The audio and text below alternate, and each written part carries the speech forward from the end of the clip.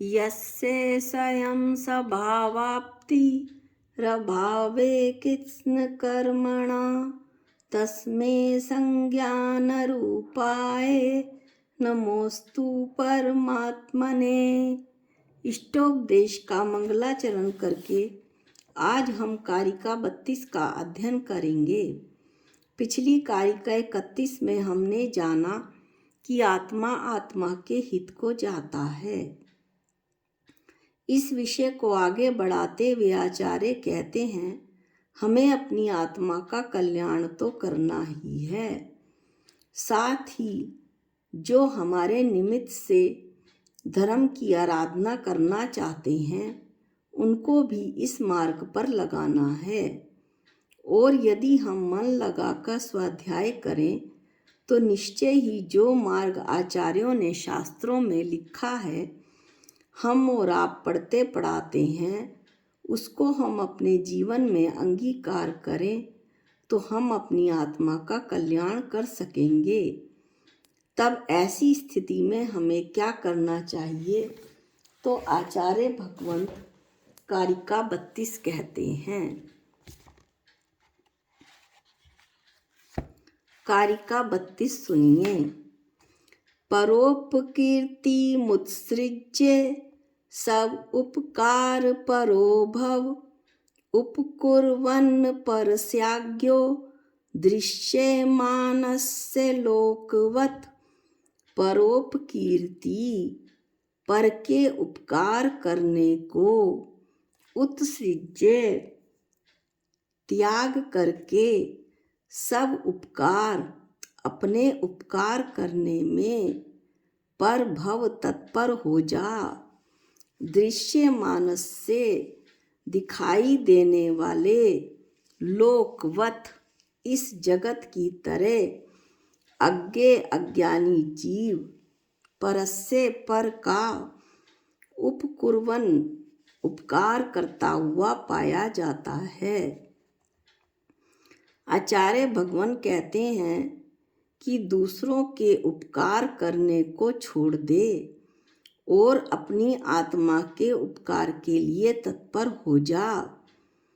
अज्ञानी व्यक्ति दूसरे लोगों का तथा पर पदार्थों का उपकार करता हुआ इस संसार में दिखाई देता है, ऐसा आचार्य भगवंत कहते हैं। अब पद अनुवाद सुनिए। पर को उपकारों को अब ना पात्र बनाओ भूल कभी, निज पर ही उपकार करो अब पात्र रहा अनुकूल यही। करते दिखते सदा परस्पर लौकिक जन उपकार यथा, करते दिखते अज्ञ निरंतर पर ही उपकार तथा। पद अनुवाद में भी वही बात कह रहे हैं कि अपने आप को पर के उपकार का पात्र ना बनाओ, अपनी आत्मा के उपकार का पात्र बनाना और उसकी पात्रता करना ही अनुकूल है। जो इस संसार में जो ज्ञानी अज्ञानी जन हैं, वो सदा दूसरों पर उपकार करते हुए देखे जाते हैं, अपनी आत्मा के उपकार का तो उन्हें पता ही नहीं है। शिष्य प्रश्न करता है कि इस कारिका में किसे अज्ञ एवं किसे विज्ञ कहा है। यह एक अध्यात्म ग्रंथ है। इसमें जो व्यक्ति पर पदार्थों को अपना मानता है और उन पर उपकार करता है उसे अज्ञ कहा है।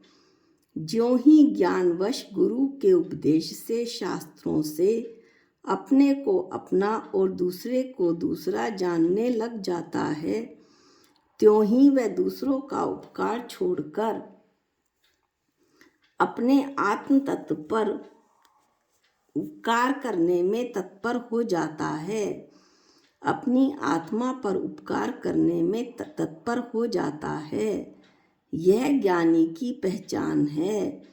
अतः अज्ञता अज्ञानपन छोड़कर विज्ञता ज्ञानीपन को स्वीकार कर ऐसा आचार्य भगवंत कह रहे हैं।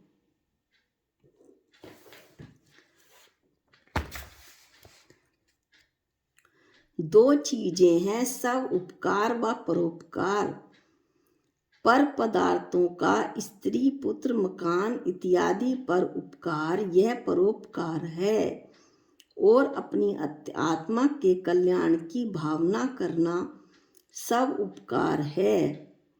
शिष्य फिर प्रश्न करता है कि क्या परोपकार करना गलत है? तो आचार्य कहते हैं परोपकार से यहाँ पर तात्पर्य है कि यह तात्पर्य नहीं है कि गरीबों की भलाई, किसी को मजबूर व्यक्ति की आर्थिक सहायता करना, किसी का भोजन करा देना, किसी को भोजन करा देना, यह परोपकार आचार्य ने नहीं कहा कि उसे मत करो। सब अर्थात आत्मा, इसके अलावा जो कुछ भी है वो सब पर है। स्त्री पुत्र धन मकान जमीन जायदाद, इनके उपकार की भावना परोपकार है। 24 घंटे में 5 या 7 मिनट भी हम अपनी आत्मा का चिंतन नहीं करते। पूरे दिन हम जो कार्य करते हैं, खाना पीना कमाना, अपने शरीर की देखभाल, यह सब पर पदार्थ के लिए करते हैं। भोजन करते हैं तो शरीर के लिए, रुपया पैसा कमाते हैं तो घर परिवार चलाने के लिए।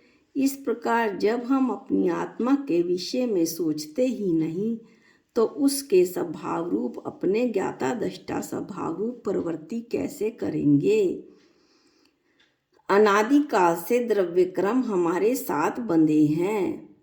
इन कर्मों के तीव्र उदय के कारण हम इस संसार में पर पदार्थों में ही अपने उपयोग को लगाते हैं, जिस कारण हम अपनी आत्मा को भूल जाते हैं। हमारा उपयोग तो एक ही है, वो तो या तो बाहर पर पदार्थों में लगेगा या अपने अंतरंग आत्मा में लगेगा। जो मेरा स्वयं का है उसकी तो मुझे कोई चिंता है ही नहीं, और जो मेरा है ही नहीं और हो भी नहीं सकता, उसकी चिंता में मैं दिन रात लगा रहता हूँ।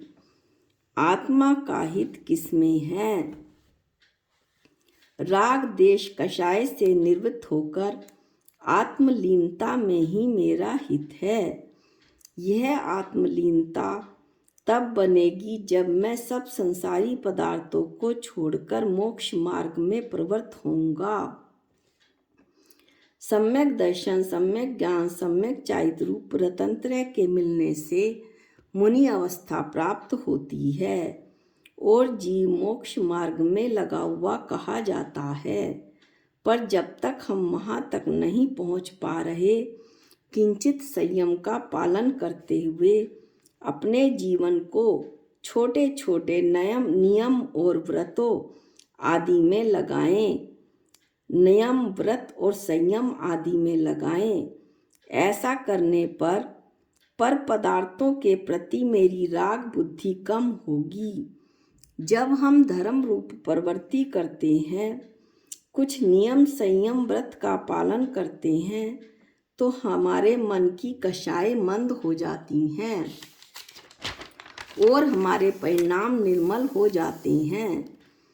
आत्मा के स्वभाव का ज्ञाता दृष्टा रूप प्रवृत्ति होने से जब मेरी आत्मा ज्ञाता दृष्टा रूप स्वभाव रूप प्रवृत्ति करती है, तो आत्म कल्याण की भावना बनती है। यही आत्मा का हित है। अब शिष्य फिर प्रश्न पूछता है कि आत्मा का हित कैसे हो? ऊपर बताए परोपकार को छोड़कर आत्मा के उपकार की भावना रखनी चाहिए। आचार्य कुंद स्वामी ने लिखा है,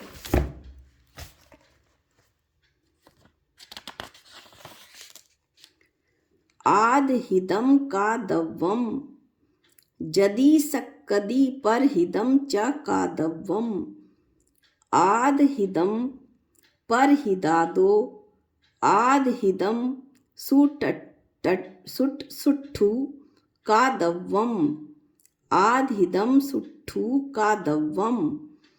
प्रथम आत्महित करना चाहिए, यदि शक्ति हो तो परहित भी करना चाहिए, लेकिन आत्महित और परहित इन दोनों में से आत्महित को अच्छी तरह कर लेना चाहिए।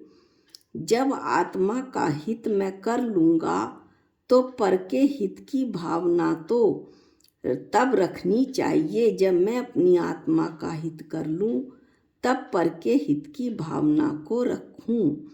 ऐसा आचार्य कुंद स्वामी ने कहा है। जो अपने को जान लेता है वो सबको जान लेता है। हमें सर्वज्ञ की भावना नहीं रखनी, सर्वज्ञ बनने की भावना नहीं रखनी। हमें तो आत्मज्ञ आत्मा को जानना है, आत्मा को जानने की भावना रखनी है। यदि मैं आत्मज्ञ बन गया तो सर्वज्ञ तो स्वयं एक दिन बन ही जाऊंगा। आत्मा का उपकार करने के लिए देह आदि का अपकार तो करना ही पड़ता है, क्योंकि आत्मा के उपकार में पर पदार्थ तो मेरे से पृथक होंगे ही होंगे, उनका तो अपकार बनेगा ही बनेगा। पदार्थों का उपकार कर करके, पर पदार्थों का उपकार कर करके ही तो मैं इस संसार रूपी कोहलू में बैल की तरह घूम रहा हूँ। अब तो मैं चेत जाऊं। शिष्य एक प्रश्न और करता है कि दूसरों पर उपकार करते रहेंगे और स्वयं का उपकार नहीं होगा, ऐसे कुछ दृष्टांत दें। जैसे राजा है, यदि वो प्रजा का उपकार करता रहेगा तो क्या होगा? नरक जाएगा, क्योंकि कहा भी है तपेश्वरी सो राजेश्वरी और जो राजेश्वरी सो नरकेश्वरी। अर्थात पूर्व भव में तप किया तो राजा का पद प्राप्त किया। यदि राजपाट को छोड़े बिना मरण होगा तो नरक गति में जाना ही पड़ेगा। चक्रवर्ती यदि मुनि दीक्षा ना ले तो 7वें नरक में उन्हें जाना ही पड़ता है।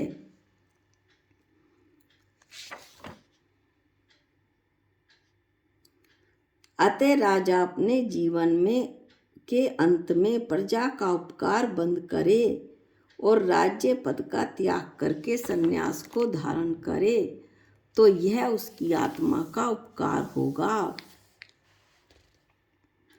तीर्थंकर भी जब तक उपकार के निमित्त से उपदेश देते रहते हैं, उनकी ओमकार रूपी ध्वनि निकलती रहती है, तब तक उनकी मुक्ति नहीं होती। यदि उन्हें मुक्ति चाहिए तो पहले परोपकार बंद करना पड़ेगा, अर्थात उपदेश बंद करके वे योग निरोध के लिए जहाँ से मुक्त उन्हें होना है वे वहाँ जाते हैं, तब मुक्ति होगी।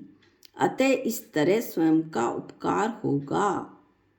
इस प्रकार हमने इस गाथा में जाना कि मेरा जो आत्म कल्याण है वही मेरे लिए हितकर है और उसी के लिए मुझे प्रयत्नशील रहना चाहिए।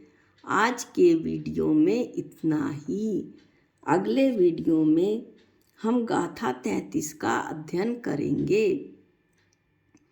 जा वाणी के ज्ञान से सूझे लोकालोक, जो वाणी मस्तक नमो सदा देत हूँ धोख।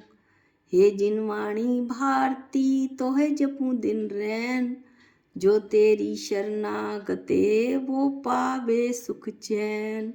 सबको जय जिनेंद्र।